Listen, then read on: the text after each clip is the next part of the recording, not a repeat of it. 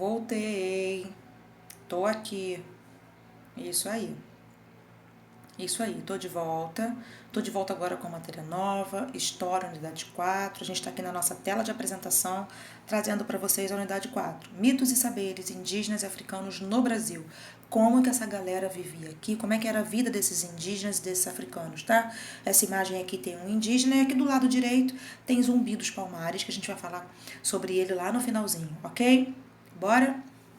Mas olha só, Jaque, o que é um mito? Você falou mitos e saberes. Pessoal, esses grupos indígenas não tinham acesso à pesquisa, não tinham acesso a computadores, né? A gente está falando de grupos que já viviam aqui, não africanos, né? Africanos, na verdade, já viviam na África dos portugueses chegarem e também usavam mitos para poderem contar como era a vida deles, como é que era a vida dos antepassados, como tinha sido, né? Então, o mito é uma maneira muito particular dessa sociedade, desses grupos falarem sobre a sua própria vida, sobre o surgimento, né, dos indígenas, dos africanos, né, sobre o próprio surgimento. Eles usam aí a questão dos deuses, usam aí seres muito diferentes, né? É uma história como se fosse uma lenda, uma história muito fantasiosa, sabe? Mas é a maneira muito própria deles, tem que ser respeitada, né? Isso é muito particular, tá? Os mitos de criação vão tratar dessa sociedade, né? Muito particular, como eu falei para vocês, aqui em cima eu coloquei, sob o olhar do seu povo, sob o olhar deles mesmos, é a maneira deles entenderem como eles surgiram. Aí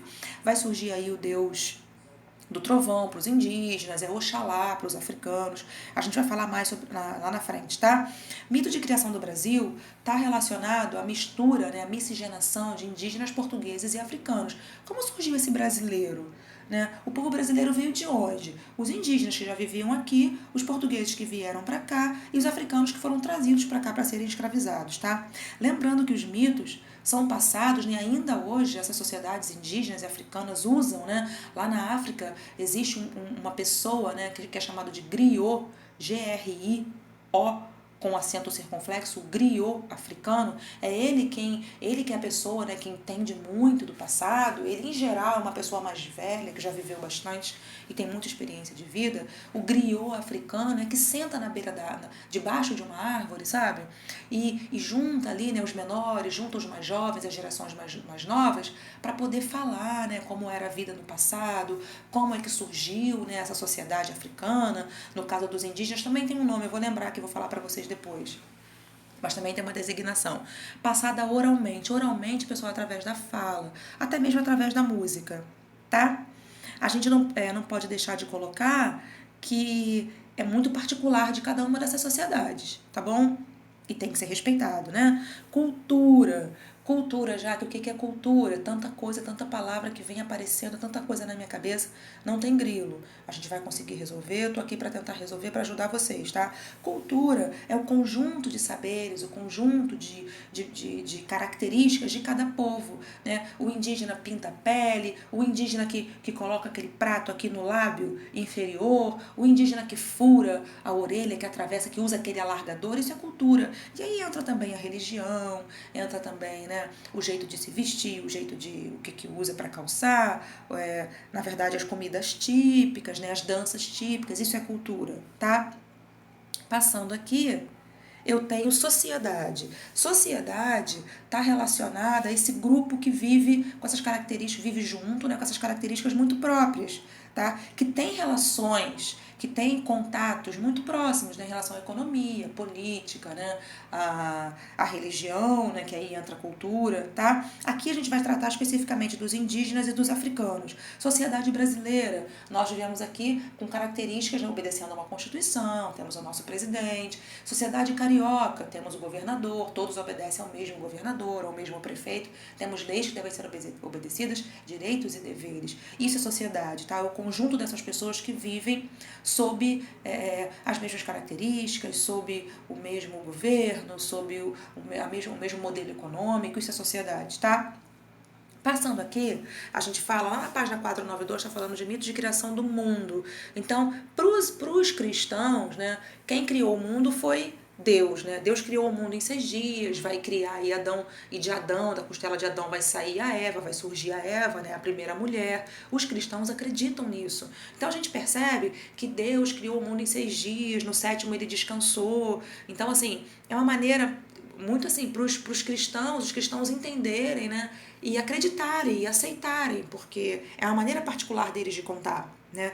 Já para os indígenas, o mito tupi-guarani traz a figura do Tupã, do deus Tupã, né? O deus aí do trovão, né? Inclusive aquele barulho da tempestade, né? Para os indígenas aquele barulho é a voz do deus do trovão, aquela trovoada, tá?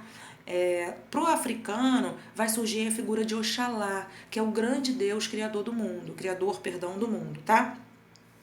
Indígenas donos da terra, eram eles que estavam aqui vivendo quando os portugueses chegaram. Os portugueses não fizeram toque, toque, toque na porta dos indígenas, perguntando se podia entrar, né? Eu costumo dizer que eu não posso entrar na tua casa sem pedir permissão, eu não posso entrar na tua casa e botar o pé no sofá, usar o teu computador, ligar a tua televisão sem a tua permissão. Mas a gente sabe que foi assim que aconteceu, com os indígenas que já viviam aqui, os portugueses vieram, trouxeram a cultura, passaram por cima desses grupos indígenas, foi uma violência cultural, uma violência física, né? É importante a gente colocar porque muitas tribos indígenas foram dizimadas por causa dessa ganância dos portugueses. Então, assim, características dos indígenas, eram povos nômades, né? A terra pertencia a todos eles, naquela casa, naquela oca, né? É uma coletividade, vivem famílias muito grandes. A gente tem que colocar também aqui a importância que eles dão à natureza. Claro, né? Eles praticavam agricultura, né? Cuidavam ali dos animais, pescavam, então interferiam na natureza de alguma maneira, porém com muito respeito, né? Para eles a natureza era a mãe, de onde saiu o alimento, tá? Mãe África. Mãe África vai trazer pra gente os africanos que vieram para cá. A gente já conhece um pouquinho de Mãe África, a gente sabe que, né, segundo estudiosos, foi de onde surgiu aí, né, aquele Homo sapiens sapiens. Surgiu na África, ele evoluiu ali a partir dos primatas, somos parentes dos primatas. Jaque, então minha mãe é uma macaca, Jaque? É isso que você está querendo dizer? Eu nasci... Não, pessoal, não é isso. Nós fomos evoluindo, né? Algum primata evoluiu e desencadeou aí no ser humano, tá? Então nós somos parentes deles, tá bom? Dos primatas. Partindo aqui, a gente tem uma tela que fala sobre escravidão e é importante colocar para vocês, não tirando a responsabilidade dos portugueses terem escravizado os indígenas, mas a escravidão já existia no território africano antes do europeu chegar lá. Antes do português chegar já tinha escravidão. Como isso? Os próprios negros, um irmão negro, eu negra, Jaqueline, podia escravizar um outro irmão negro. Só, pessoal, que assim, era por conta de guerra, existiam guerras intertribais, né? Por venda também, eles vendiam os elementos ali da família, né? Dívida também, mas não por conta da cor.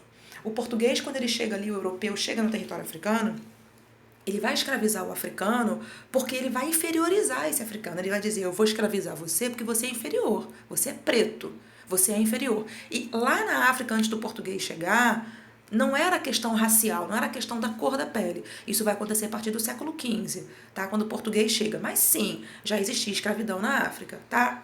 Virando aqui, eu tenho africanos e portugueses e eu trouxe uma tela para trazer para vocês os lugares de onde mais saíram africanos para serem trazidos para a América. Eu tenho aqui o Mali, botei uma setinha preta aqui no Mali, Angola e Moçambique. Inclusive, Angola e Moçambique foram colônias de Portugal, né, gente? Falam português, tá? O português de Portugal. É assim que eles falam, tá? Também foram colonizados aí pelos portugueses. Passando aqui, eu tenho africanos no Brasil, características, como é que foi essa vinda para o Brasil. Pessoal, muito triste, navio negreiro, muita tristeza, eram arrastados da sua terra, eram arrastados da África, tá? Muitas das vezes, né, a gente está vendo aqui o século XV, os portugueses chegaram lá, precisando de mão de obra para trabalhar nas colônias, né? Portugal já tinha colonizado o Brasil, então, na verdade, eles conseguiram tirar aqui muito do pau-brasil usando a mão de obra indígena, mas o indígena não estava acostumado com serviço pesado, então exploraram, retiraram o nosso pau-brasil daqui e chegou um momento que não tinha mais. Como eles já cultivavam açúcar em outros lugares, plantavam açúcar, né? Portugal já sabia, portugueses já sabiam, pensaram, vamos plantar açúcar no Brasil também vai dar certo. A gente vai ganhar muito dinheiro, vai dar certo. Mas a gente precisa de mão de obra, de braços fortes. E foram à África escravizar essas pessoas. Então vinham para cá nos navios negreiros, muita sujeira. O negro estava ali naquele porão daquele navio, ali mesmo ele fazia xixi, ali mesmo ele fazia cocô, ele estava amarrado, ele estava ensanguentado, ele estava sofrendo muito com isso. Fora que ele era arrancado da sua terra natal, os maridos vinham, as esposas ficavam, as esposas eram trazidas, os maridos ficavam, violência com essas pessoas muito grande, tá? Aqui eu coloquei, dormiam, chegando no Brasil, né, eram vendidos aqui embaixo, olha, tratados como mercadoria, aqui no lado esquerdo do mapa, tem tratados como mercadoria, eram sim, gente, vendidos, tá? Aqui no Rio de Janeiro, lá no centro da cidade, tem um lugar chamado Cais do Valongo, a gente vai falar mais sobre isso mais pra frente, quando a gente falar de Brasil Colônia mesmo, a gente não está em Brasil Colônia ainda, mas vale falar para a gente lembrar que isso não pode se repetir mais.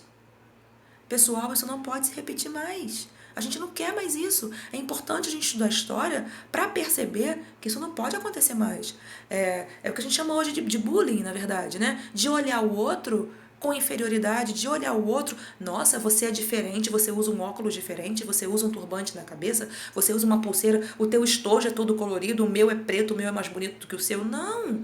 Isso é particular de cada um e tem que ser respeitado, tá? Foi isso que aconteceu com aquelas pessoas no passado. Foram inferiorizadas e vendidos como mercadoria, eram objetos, tá? O Cais do Valongo era um mercado de escravos, era um lugar onde os negros, né, desembarcavam lá no porto do Rio de Janeiro e eram vendidos como escravos, como mercadorias, tá? Esse sincretismo religioso, esse quadradinho aqui no meio da tela, fala da mistura das religiões, né? O negro vinha para cá, o negro já tinha, né, o seu politeísmo, acreditava nos seus deuses, só que os portugueses, obviamente, mega católicos, não iam deixar esses africanos cultuarem seus deuses aqui. Então, o que os africanos faziam, né? Disfarçavam esses orixás, esses santos, né? Na verdade não eram santos, né? Esses deuses africanos, disfarçavam eles de santos católicos. Então, em Iansã, que é uma deusa africana, eles diziam que era Santa Bárbara. Xangô, se eu não me engano, eles diziam que era São Sebastião, ou Oxóssi era São Sebastião, né? Oxum era Nossa Senhora da Conceição. Por que já que faziam isso? Porque na hora que o africano está dançando lá na senzala, né, em algum momento ele está trancado na senzala, ele está trancafiado. Mas os que estavam soltos, não estavam amarrados, né, estavam dançando, batucando lá para os orixás deles. E aí o português chegava e falava assim, vocês estão cantando para Iansã, Vocês estão cantando para esses deuses de vocês, esses deuses pagãos? Aí o africano, não, senhor, não, é Santa Bárbara.